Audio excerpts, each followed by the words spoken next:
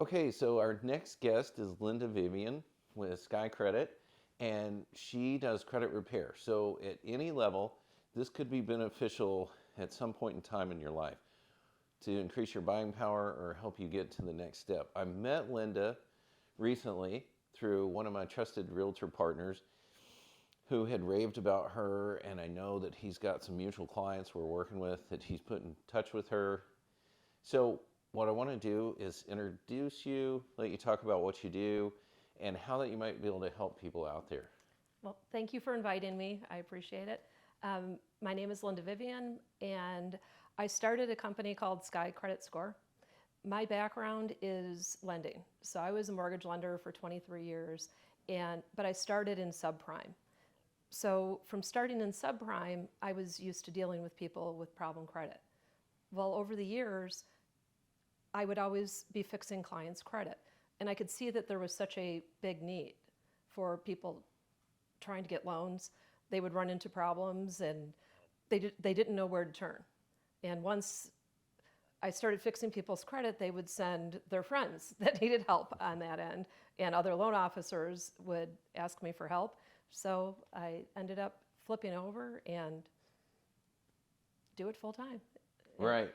So, a lot of people might be embarrassed to mhm. contact you or feel like, I don't know, like that's not for me. But I've heard stories where it's not just, somebody whose credit's wrecked, but you never know what might happen or is going to happen. So at some point in somebody's life, I've had some unexpected things through some businesses I've had in the past.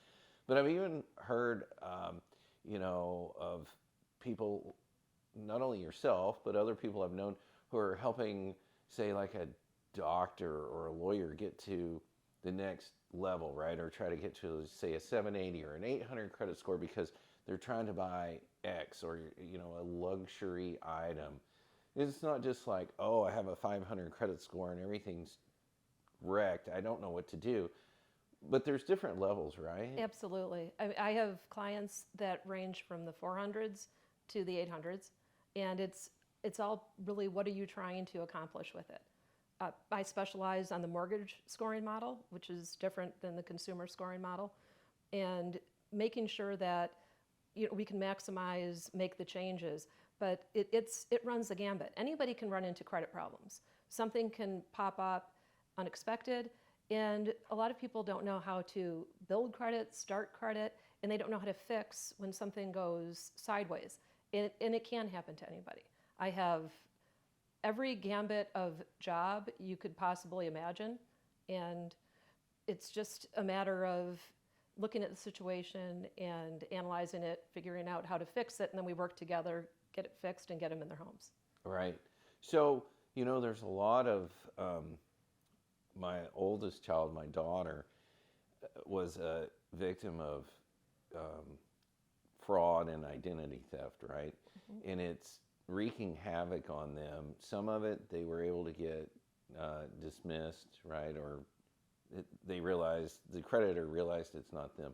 On another one, the creditor realized it's not them, but they're having an issue and they're having to make this monthly payment or else it's going to trash their credit while they're disputing it and getting police reports and these different things. Can you tell us more about that? Because I know that this is kind of becoming an epidemic, right? And I had an issue recently where I started getting these bills from Verizon for cell phones, and I don't have Verizon, I never have. And then the next thing you know, it was 5 lines, and then I got Jeez. like a collection bill for, I mean, it was like $1,200 for a month, right? And I'm Mm-hmm. like, well, you know what? That's not mine. I'm not paying it.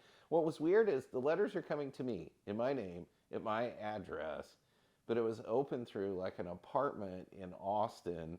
But then I don't even know how they do that. Right now, Verizon thankfully recognized that it was never an issue. I called them and they said, "We know what's going on. Don't worry about it. You don't owe us anything." But it's not always that easy and pretty, is it? No, it is not. And I deal with quite a bit of identity theft. I've got one that I've been working on right now that has just been an absolute nightmare. And it's amazing to me what these criminals will do, or scammers, or whatever you would call them, to be able to use somebody else's credit to get what they want. One of my clients found out when she was trying to buy a house, she always had 800 credit scores. The lender pulled her credit and she was in the 500s. Wow. And over a period of, and this happened last year, she found out in February, but last year between May and October, there were 55 credit pulls. There was my over gosh. $100,000 of debt on her credit. Now, I mean, it has been a little bit of a process. We're 2 months in. We should be completely squared away this next month, but we are down to one creditor that we finally conference called and got it fixed. But it is FTC, CFPB. You've got to use all of the tools at your disposal.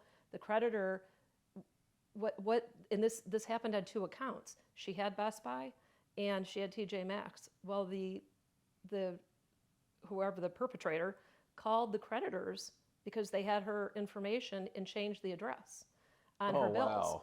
to a house in Florida, and had all the merchandise. These were zero balance accounts, and Best Buy, they put on $12,000 and $5,500 at TJ Maxx, and the woman had absolutely no idea.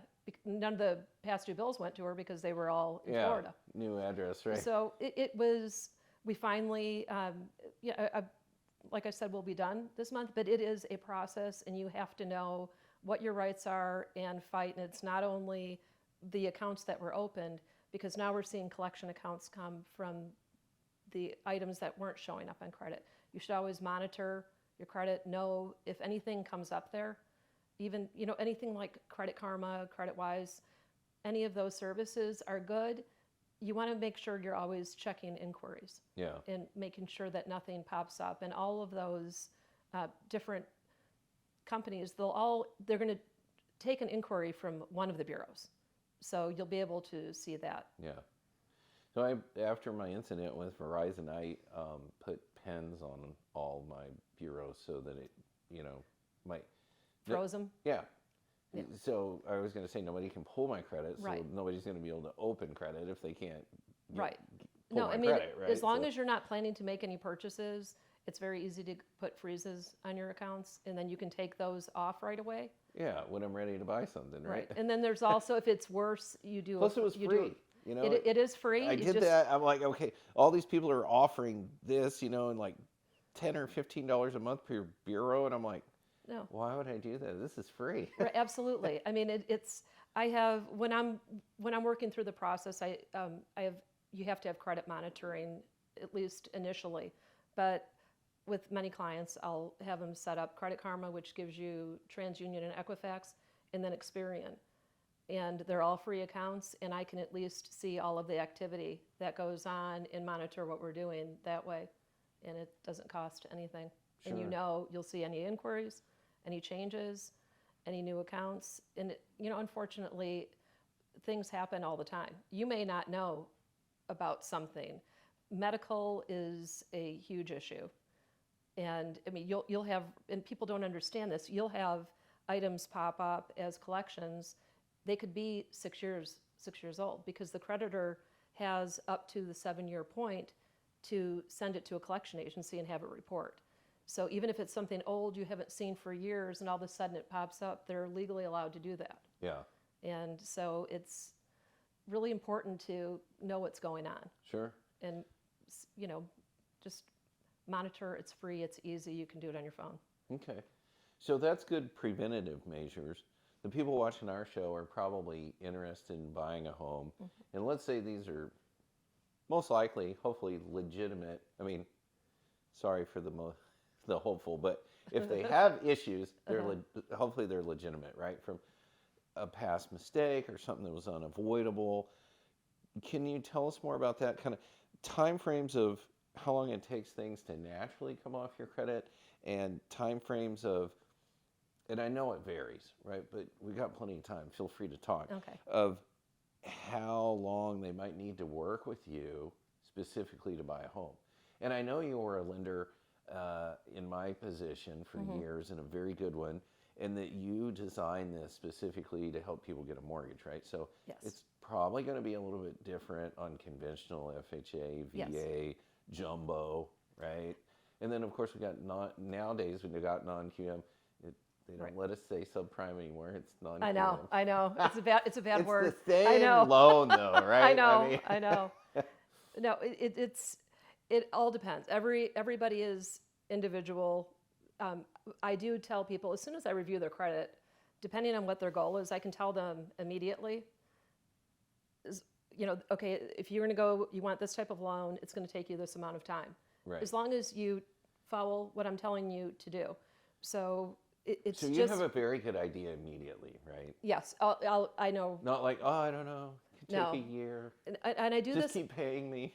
Yeah, exactly. No, I mean, I guess what I do is probably counterproductive to, but it To how might you make your living, exactly. right? But I also I work on referrals, and people refer me because they know that I can get their loans closed. Yes. And when And that you're not just stringing people along, right? in the changes that I have people make, I make sure that it will get through automated underwriting. So I don't just look at it and say, okay, it's all about score, because it's not about score. It's about what's on your report. Yeah. And can you get through automated underwriting? Are you going to have any problems? If you need to go conventional, it's obviously different criteria, different late pays are allowed. You can keep certain things on there. And then the mortgage scoring model is different than consumer scoring models. Yeah. So, Oh, yeah. and that's a lot of people are really confused about that though, because they'll go on, people that do look at Credit Karma, it's like, oh, I'm ready to go. I have a 650. And then the lender pulls the report and it's a 560. Right. And they don't understand. It's like, well, it's TransUnion. Yeah. It doesn't, why is it different? Well, they're all looking for different things. So how you want to look at credit is whose scores are you looking Yeah. at? There are hundreds, thousands of scoring models. Sure. But all I don't even understand all that. Right. I'll just be honest. Yeah. Because I've never done anything with credit besides Right. mortgage, right? And my Right. personal credit, I had some issues a few years ago. I've discussed Mm-hmm. that. So when I went to more or less start getting new credit again, everything was fine with my home and cars, but I didn't have any credit cards anymore, right? So I looked at which Credit is really Karma, bad. right, which I didn't think was a bad thing. Right? I know Like, you think no debt. I don't have that's any good. debt Right. anymore, so shouldn't that Right. be good? But no. Yeah, no, I right? know. So I went to get a credit card, and I went to my credit union. But before that, I had been watching my scores on Experian and Credit Karma. I've been watching them go up, right? Now, I didn't know. I was kind of surprised, right? So they were telling me that my scores were between like 680, and one was like 660 something, and one was like 690 something. And in the 660 something, which was the lowest according to them, was TransUnion. And when I went to my credit union, they pulled my credit and told me my TransUnion was 741. And I was like, yes, but they still didn't want to give me a credit card. Right. And it depends on what model and what criteria. So you always have to just think of it this way. Who is giving you the information and what are they selling? Because it's Credit Karma and any of they use Vantage scoring. All of the consumer models that you can get for free, it's all Vantage scoring, except Experian uses FICO 8, which is just whatever they call it. They do Vantage scoring also. But consumer credit is kind of a middle of the road general type of mix. But they're selling, all those companies are all selling financial products. Sure. So they're selling the RISE and these short-term loans, which are very bad on the mortgage side. Right. The mortgage model does not like that. Mortgage model cares the most about credit cards, revolving. That's where they give the most weight Yeah. on the stuff. Reason being, they can discern a lot of information from how you use revolving credit. Are you using it as a debt or is it a tool?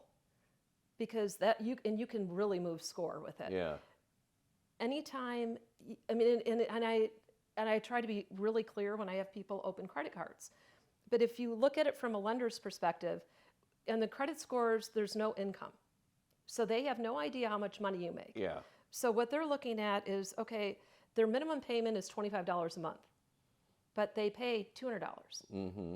And it's not maxed out. So it's not like it's a debt. They're paying extra. Well, that's discretionary income. So they're looking at that on how you're utilizing your credit.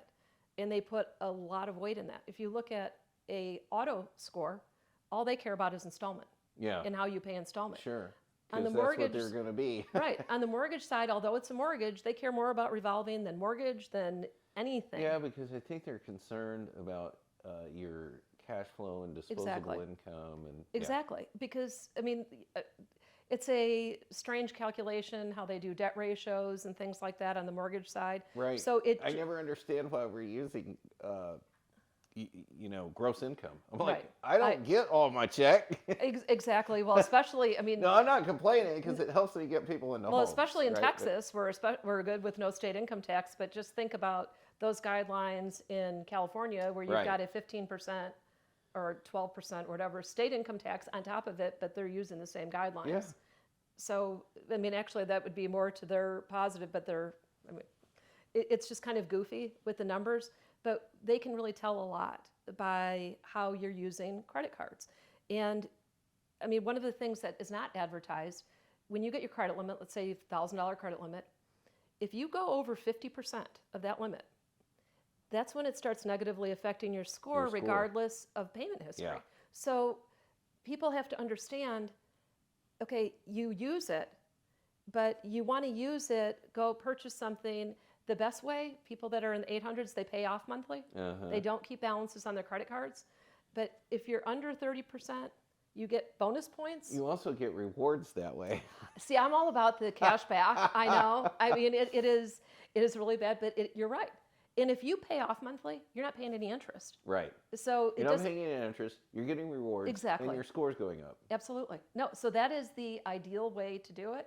It's But just. you know what? Credit card companies don't like those. Oh, people. no, of course not. Actually, we heard a long time ago that the credit card people call the people that do that deadbeats. Which is hilarious, right? Because That's they're the interesting, ones yeah. paying, but they're not making any money off Well, of I mean, it. they're not making money on the interest that way, but if you look at it when you purchase, the merchants are all paying because Right. you have to pay between Yes. 2 and 3% Yes. to use the card. I'm sorry, I lost my. It's okay. I moved too much. We're still good, yeah? So with the yeah. with the The merchants, credit card companies still make money. I'm not worried about them. No, they'll I'm be not either. okay. Yeah, I mean it's And even when somebody defaults, they get paid a big chunk of that. You probably know this through insurance. They have everybody insured in case they default. Then they make money. They get to write that off in full. Right. They still have the right to sell it to collections. Right. And oftentimes they don't just make money then. If the collection agency collects anything, they give a percentage of that back to them after the fact. So they've got most or all their money back through the insurance. They've got a great tax write-off.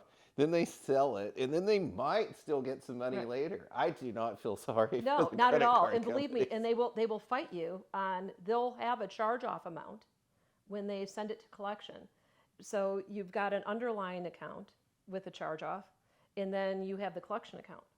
And so if it goes to collection, they have to zero it out. They can't show the balance on there, but they will show the charge-off amount. So that is a separate trade line. And then you get hit again with the collection account. Right. So it's a double whammy on that end, but they will charge off the entire amount even if they're collecting and getting money back. Yeah. And believe me, I can tell you which creditors are worse. They fight it. Some of them are really good. You pay it, they don't care. They'll take it off. It's often inflated too, right? With Oh, extra it's- fees and interest It's and ridiculous. attorney's Yes. fees and Well, I mean, definitely interest. And there's some workarounds between the different collection agencies of who will. It's very strange, and it's actually in their agreement. So you've got to look at your cardholder agreement, which nobody reads clearly. But some of the collection agencies will also charge interest on it, yeah. and it's Those an ugly cycle. 6 tiny pages of the, Yes. the print that you need a Of the- microscope to read. Yeah. the two font that you're like, what the heck? Yeah, that's really nice. So you're able to, tell me like what all you can help with. I'm sure that some of it may depend on time, right? But charge-offs, collections, what, Every- bankruptcy, foreclosure, Everything. broken lease. Now, do they sometimes have or often have to pay some or all of that back to Well- get rid of it? Or I'm very curious. Okay, And I'm credit. not trying to get you to give Oh away no, your no. secrets. Oh no, People no. need to work with you. There's no secret. Just setting some expectations. Oh no, absolutely.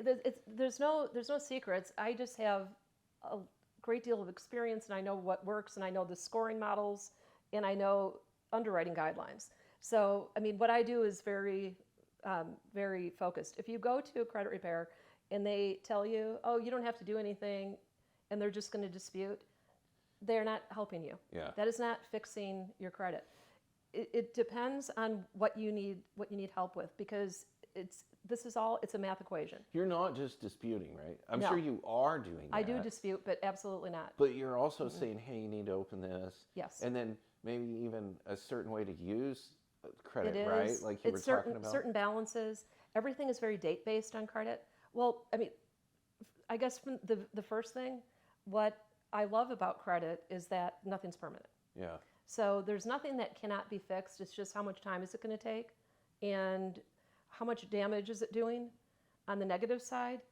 And a lot of times, I mean, I'll get, and I have this happen all the time.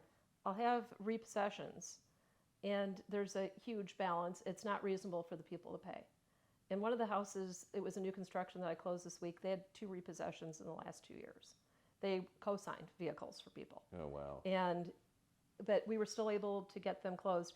So when you've got some big negatives that are not going to be cost effective to fix, then you have to add in additional positives. And the more positive, it's kind of how the scoring model is looking at percentage wise. So if you have 10 accounts, they're looking at how many accounts have ever had a derogatory on them. That is one of the criteria that they go through. So if you've got 5 accounts that are bad and you have 5 accounts that are good, that's not a great percentage there. So we'll add in, Yeah. you know, heck, as many as we can. That is, it's got to offset credit age and things like that. Sure. So I mean, I do really try to make sure that I am careful about, you know, anything that I'm advising anybody to do. But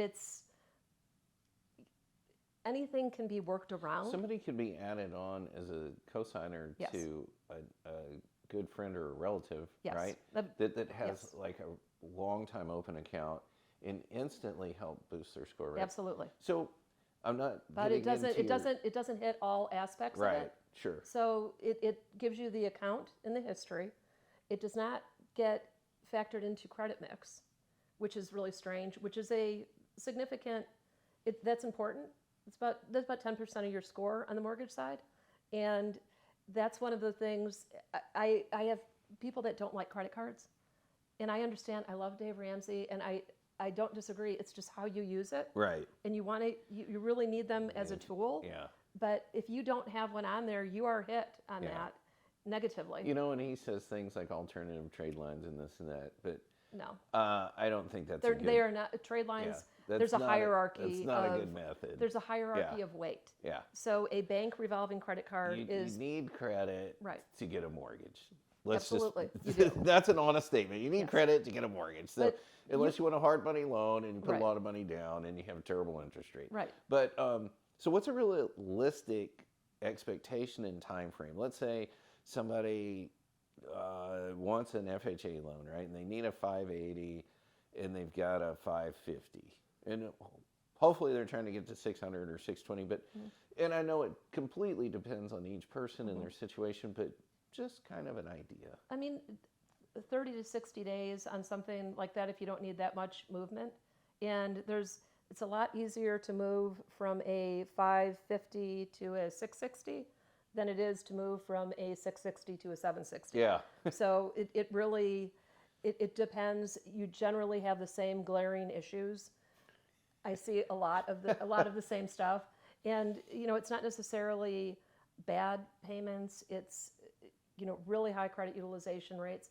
If you are over the limit on something, that hits you during that reporting period the same as being late. Yeah. And it's not permanent. I mean, it's only during that reporting period, but it's extremely damaging. It's pretty bad. It has a horrible negative effect on your score, doesn't it?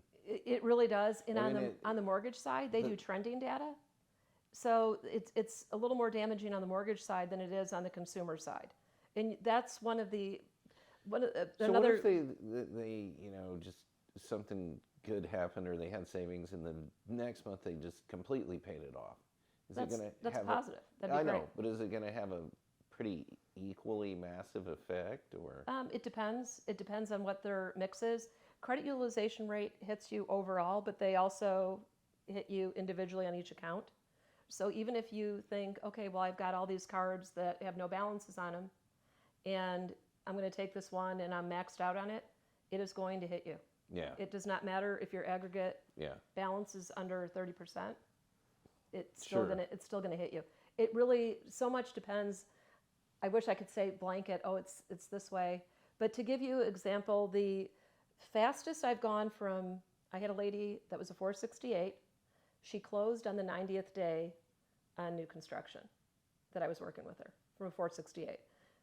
And that's, you don't want to be in the 468. No. you can at all avoid it. But hers were, I mean, we had some recent collection accounts which are on the negative side, the worst thing you can possibly have in your credit. And on the, you could do the most positive with revolving. Yeah. So and if people are going to tell you they're just going to dispute collection accounts and you're not going to have to settle them, they're lying to you, because that is the asset of the company. So there's no reason, if that's their asset, that they're going to say, oh, well, you sent me a letter, sure, I'll just take it off. Well, it does not work that way. And you can have it blocked for a period of time. So if you just need an immediate score kick up, and it's going to be under, the Fannie guidelines of what can be disputed, that's all fine and good. But how you're going to be able to get rid of something is you settle. I never recommend anybody pay full. I would say go in half, depending on what it is. The first 2 years of collection accounts are very damaging. It's, like I said, everything is very age related. Mm-hmm. They have changes coming through right now on medical collections, which will help quite a few people. But I was kind of laughing because you're no longer allowed to have paid collections report. It's like they're generally not paid on medical collections. I mean, I don't know if I'm missing something, but most of the ones I see are not paid. Right. And but the thing that's going to be a real help, that starts July 1st. But the thing that's going to be a real help is January of next year. They're no longer going to be allowed to report any medical collections under 500. Oh yeah. So that's going to be that'll be a big help. Because I see a lot of stuff for like $100, $200. Yes. And they're so damaging to score. It could be, and believe me, I have gotten into it with people arguing with me about, well, look at all of my good credit. Why did my score drop 100 points? Because that's what it does. I mean, it's a risk factor that's put in there. I mean, I don't make up the rules. I think it's ridiculous. You're just explaining it. Yeah, I mean, they're just so damaging. And new collection accounts pop up all the time. That's one of the things that when you're monitoring credit, you want to make sure. If you get letters in the mail, don't just, this doesn't make any sense, and throw it away. Look at it. Is it valid? Like I said, I would never, I always say, settle. Right. And most collection agencies, they're on commission. They want to get paid. Yeah. They just want to get it done that way. If you don't get the answer you want, then you say thank you, have a nice day, and then call again the next day. You will get somebody else and try to get it resolved that way. But it makes such a huge difference. Yeah. Even being zeroed out, you don't want a collection account at all, but you get back about 80% of the hit you take if it's at least zeroed out. So you always ask, though, when you're paying them, hey, can I get a deletion letter? And obviously, I dispute. I put it on. I mean, how I do this, I'll review somebody's credit, and I'll go through and I do all my disputes immediately when I review it, and then send them an action list, and it tells them in order of importance to their score You need to open this balance needs to be this has to be settled. I mean, it will be boom, boom, boom. If your goal is to get a house FHA, this is what you need to do to be able to get that done. Sure. If it's conventional, this is what you need to do. It's just going to depend. So you can get a lot done in 60 to 90 days if they follow. Usually, if they, and that's the whole thing. There's certain things that are going to be a fight. I mean, when I dispute things, you don't want to get into a situation. I can't just dispute 20 things on a letter and send it in. It will be thrown away as an erroneous dispute. You really capped it like 5 items. And, other than inquiries, you can get away with probably more than that. If I need to, and I'm kind of because I know a lot of people will call me, it's like my lease is coming up in 2 months, I need to get out. I will set up accounts with people directly at the repository, and I'll do direct disputes that way. It's a little bit different. When you do written, normally when you dispute, I send it. It goes by mail to the bureaus. Then the bureaus input them and send them to the different creditors. And then it comes back. That's why it's a 30-day cycle on that. If you've never disputed something and you need something blocked, I mean, so I will, on certain things, in certain emergency situations, go and just do direct items. But my rates of success are much higher in the mail. That is, and I know it seems very old school. It's like playing telephone. And I know it's very frustrating because when you pay something, you think it's going to be like, okay, it's going to show up like on your account that it's posted. It doesn't work that way. It's like you have to go to the bureaus, to the creditor, back to the bureau. Yeah. And it's a game like that, but that is the system at this point. It's so weird. Earlier this year, my wife and I paid off both of our cars, right? We were, 7 or 8 months away from being paid off, but we thought we don't want to have payments anymore. Yeah. And we saved a ton in interest, right? And one of them, both of them, but one check was bigger than the other. Even though, the payoff was thousands less, they both ended up sending like a refund check after. Oh, good. Yeah. That's a good thing. One of them was, like $20, but the other one was like $600 or $700, and it was like, yay.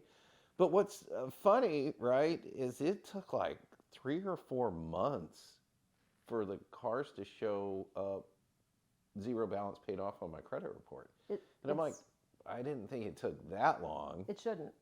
I mean, but I can tell you the reporting is not always consistent. Yeah. I mean, every card that you have has a certain date of the month that it reports. But it doesn't mean it's not going to show up that date. That is the reporting date. If you do something outside of the box on a auto, I think that they are just set up on the automatic report. Yeah. On something like that. So, I mean, it's frustrating when you're waiting for something to update, and it's like, oh my gosh, I need this thing to update. Then it's going to take longer. Like every time, it never fails. So I would say on the auto, it's more so along that line.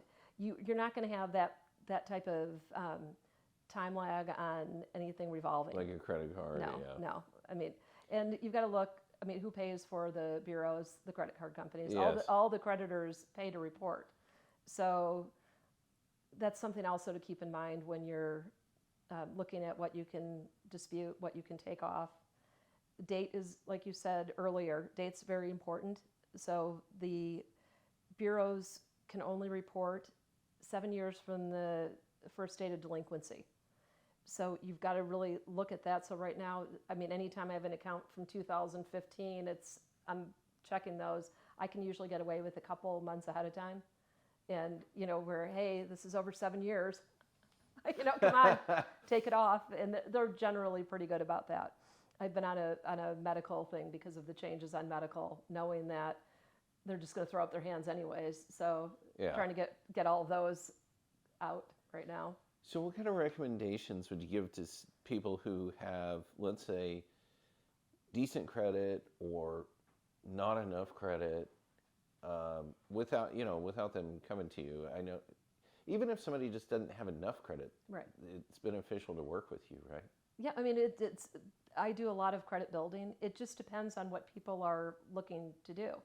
And I mean, credit affects so much of our lives now. It's funny because when I started in the mortgage industry in the Alt-A or whatever, Yeah. or the, the non-subprime, uh, I would manually grade reports.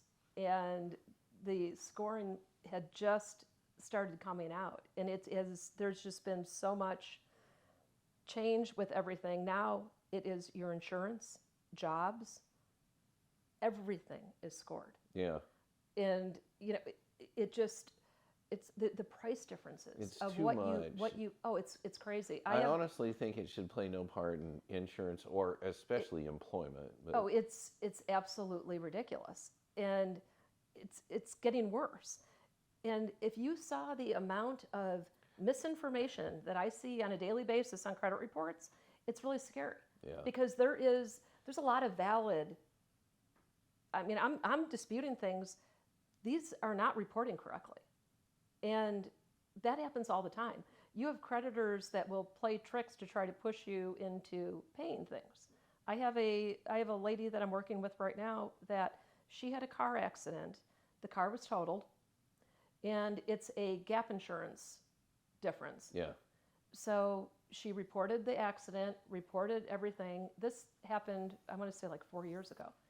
The creditor has it listed as an open account and is wow. hitting her as 180 days late on an open account because that does the most damage.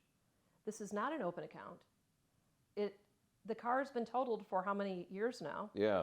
But this is how they're reporting it. I am fighting the status on the account on that because it's not valid. We have proof from where the car was towed. I mean, everything.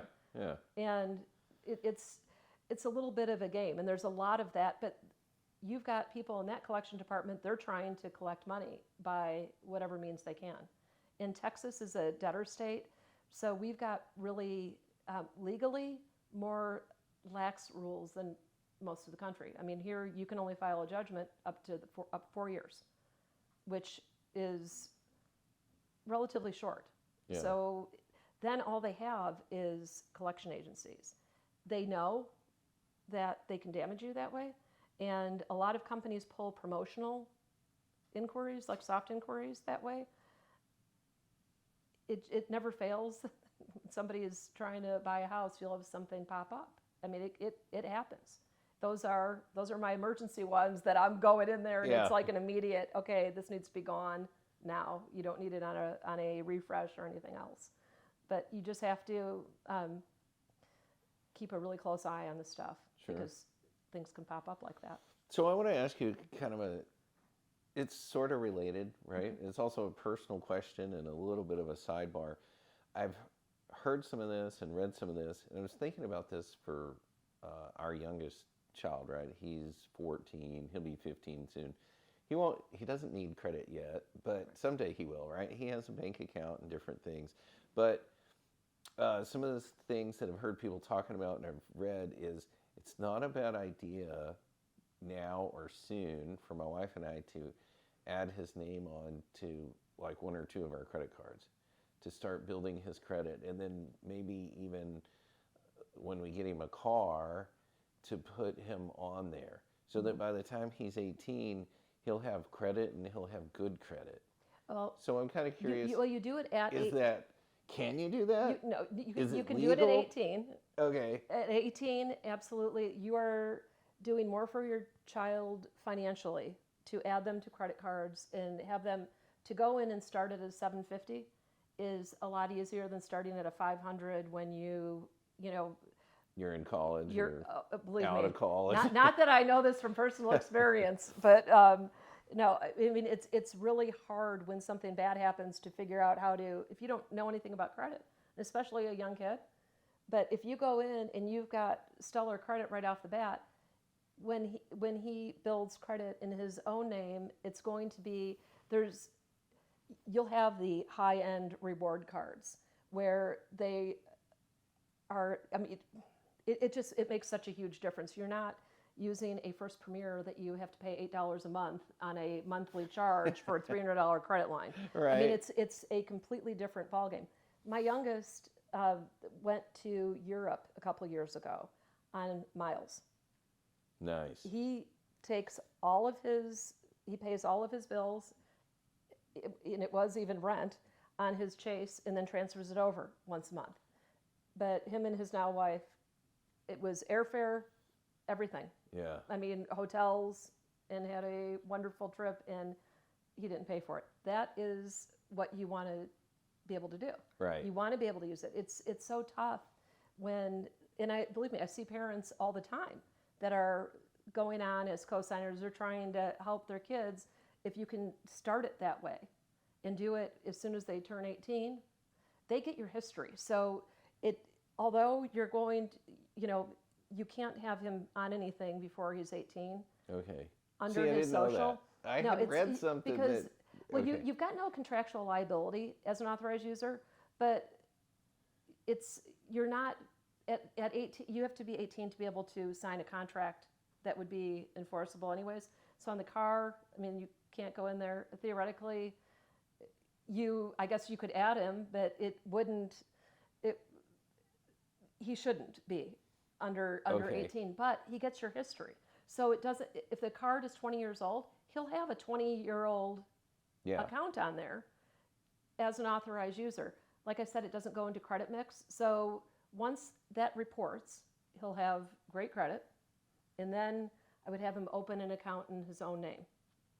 Because he'll have great options. Yeah. It'll be a high-end card, as long as you think that he is responsible enough at that point to be able to handle that, because that's no longer just him being an authorized Right. user on your card. Yeah. And every kid is different. Unfortunately, we don't teach any of this in school, and There's a reason. yeah. Well, The the banks make a run lot more money this The way. banks run the world. Well, they don't want people to know. It's so funny because when I went to college in Minnesota, and I thought it was a great deal because I got free beach towels at freshman orientation for getting a credit card. Getting a credit card. And I'm like, what do I need beach towel in Minnesota for? I mean, it's like, seriously, this was probably not the wisest decision. It was just the terms are horrible with these Yeah. things. So if you can help your child that way, it's free, it's easy, and it gives them a great head start. That is absolutely the way to do it. People just don't talk about stuff like this, though. It's just kind of something that is assumed, and I feel horrible for people that they find themselves in a really, I mean, because there's some people that have always had bad credit. Mm-hmm. I get a lot of that. I mean, where they've not known anything else because it's this cycle of their scores are low, and so they are offered much higher interest rates, not good terms. I mean, I have a breakdown that shows if you're in the 590s as opposed to 700 buying a new Toyota, the interest difference is over $9,000. Wow. You are paying so much more. Yeah. And so it's kind of breaking that cycle on how you've learned to do things. They really need to teach this, though. This should be a really basic part of High school. Absolutely. Right? That, Yeah. okay, this is how rent works. I know my kids in high school had that part of it. Nothing ever on credit, though, in establishing credit. And I don't know if it's because you can't sign a contract before you're 18, and that's why they don't want them starting. But okay, then how about freshman year in college? That everybody gets Yeah. this. I mean, it's so easy to go sign for student loans, and that's a whole different subject that is just god-awful. But, I mean, these kids can sign away hundreds of thousands of dollars on that end, but they have absolutely no idea. Yeah. How it works. Even Right. business majors. Oh, no. They don't, they don't really get into credit cards. And No. it's funny, right? Because they'll get taught, in business classes about debt and equity Mhm. and, cash flow. But, they get themselves in credit card trouble, right? Oh, absolutely. While they're students learning. But they're not Absolutely. learning about that. I mean, I guess everybody learns the hard way. And some people just have this unrealistic expectations, right? When I was a college student, I was also a reservist, right? And one summer I went off to a school in the Carolinas, and I remember there was a guy in my training class, and he was from A&M, and he had maxed out his credit card, and he had maxed out like the base credit they gave us to buy stuff, and he's like, "Who cares? It's free money. I don't ever have to pay this back." And I was like, yeah, you do. And he's like, "Well, what are they going to do if I don't?" Well, see, and That's just the wrong attitude. But what I find is that I see this all the time. When somebody gets a credit card, they get the credit line. Let's say it's $1,000, and it's like, okay, I have $1,000, and they will max it. It's like, okay, you max it. First of all, you now have $1,000 debt. yeah, You can't use it anymore on it because there's nothing left. You capped it out. It's just this absolute lack of understanding that no, it's not a savings account. right. You have to use it like a tool. A And tool, or worst con- case, in an emergency, Right, right? Like right. if things have gotten Absolutely. really bad and your savings is gone, and Yes. or whatever, your car breaks down, you're like, okay, well, I need to fix my car so I can go to work, Right. so I can keep making money. I'm going to use this credit card. Right. I mean, I wouldn't want to do that, but that's a legitimate reason. Absolutely, and that's right? what they're there for. I mean, really, everybody should have at least a minimum of 10,000 available credit. But if you're just starting out, it's not reasonable because they will give you a $300 or $500 credit line. But creditors, you need to go in and methodically request every 6 months, I want a credit line increase. Yeah, And, or they offer you one, take the credit line increase. sure. There's just different ways to build that, but you should have that for backup. And then if something bad happens like that, bad things, my God, look at the last couple of years.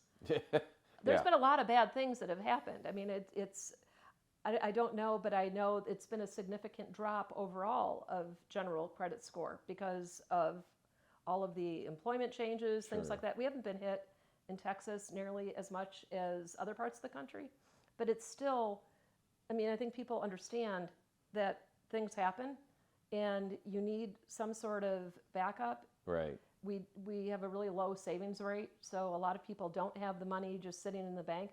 But you want to have an idea. Okay, if I borrowed, $5,000 against my cards, put a plan in place to stop using it when you don't have to, and just try to make as big of payments as possible. Yeah. Because at that point you are paying interest. Yeah. And the worst thing interest you can- rates are Yes. insane. And the worst thing you can do is just pay the minimum. Absolutely. I mean, that's just because you're just paying interest. Yeah. You Your are balance not- is not changing. I mean, depending on what the rate is and, the terms, good Lord, it would take you probably 20 years to pay something off if you're just doing minimum I'll tell payments. you, I started my career in debt consolidation, right? Like cash okay. out refis. And Yes. actually, I moved very quickly into Alt A, like you, but I started with a product, the 125. Yes. Which you had to have great credit, Right. right? To get, but anyway, the point was we were mainly consolidating credit card debt, Right. right? And so we ran some studies and found that if you had $3,000 in credit card debt and you paid the minimum and you never did anything but pay the minimum, it would take 27 years to pay it off. So it actually Yes. took longer than the 20 years you were quoting. Yep. So you don't ever Yeah. want to pay the minimum. No, it's crazy. It's a fallback, if you have Yes. a rough month, but if it's a $27 a month minimum and you can put 500 to it, you should do it. Absolutely. And if you could put 30 to it, it doesn't matter. Right. Anything that you can do extra is going to go and knock the principal down that you're no longer paying interest on that amount of money. Yeah.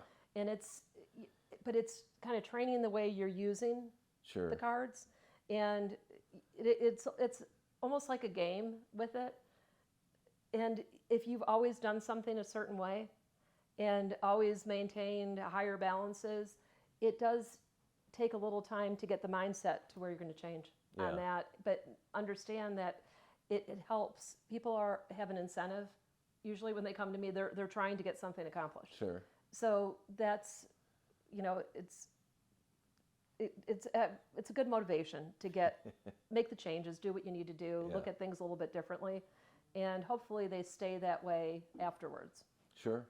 I know that you're very good at what you do, very professional, non-judgmental, but do you sense some hesitancy sometimes when people first reach out to you? Absolutely. Yeah. It's so funny. And I mean, I feel very fortunate because have I have met so many just neat, amazing people, completely different walks of life. And I feel bad because I know that they feel like they need to explain credit, what has happened. And it does help me. The more information I know, the better. It helps me, fight things.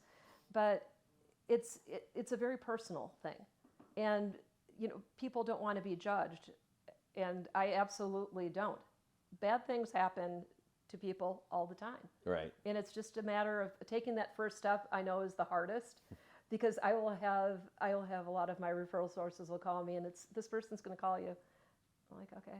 And I'm going to call like 3 weeks later. Hello. It's like, no, I don't bite. I swear. So, but it's a stressful thing. And people don't want to be denied. Yeah.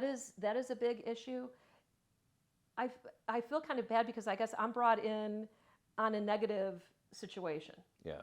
And I have had clients that I have sat on the phone with them while they're applying for credit cards because it was so stressful for them to do that because they did not want to buy a computer. They did not want to be denied again. Yeah. Even though it was a computer, it did not matter because it's a really stressful. Sure. Nobody likes rejection. No. And, what I do is to get you to, I love the fact when I can get people that did not think that they could buy a house into a home. To me, there's nothing better than that. Or at least help them reach their goal. Sure. I mean, it's not always just, getting into, it's not always like first-time home buyers, things like that. It's, like I said, it runs the gambit. Yeah.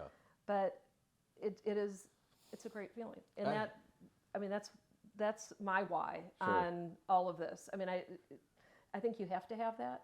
It's one of these things, it's different every day. Everything I see, I believe every credit report's completely different. Yeah. Clients are all different, but that part never gets old. Sure. It's pretty awesome. You and I deal with a lot of the same things, right? I haven't had really anybody lately that I could send you. Well, that's good. Yeah, it is. That's a good right? thing. So more of what I've seen lately is I'm getting people qualified and their credit's fine, but they're not getting qualified for what they want. Right. And it's generally, debt to income ratio related. And sometimes there's not a lot of debt. So, I mean, what do I say? You need to make more money. Well, I mean, that's yeah. If you want to buy that $400,000 house versus the $250,000, Yeah. you need more money. You need a new job.